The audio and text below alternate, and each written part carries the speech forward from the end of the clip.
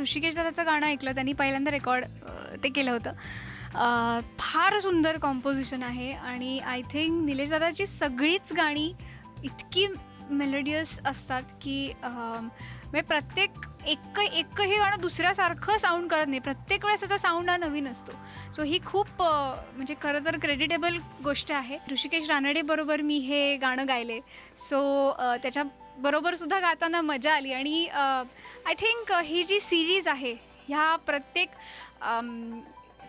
Love story जी तुमच्या पुढे येईल त्या प्रत्येक लव्ह स्टोरीला जाईल असं गाणं झालेलं आहे.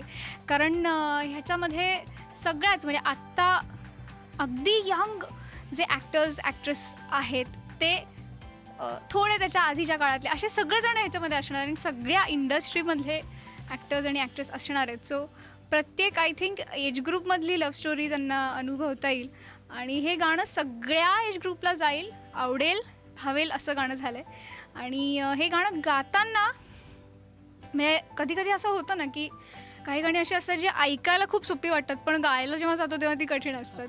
सो हे गाणं खूप चॅलेंजिंग होतं आणि मला पर्सनली गाताना खूप मजा आली.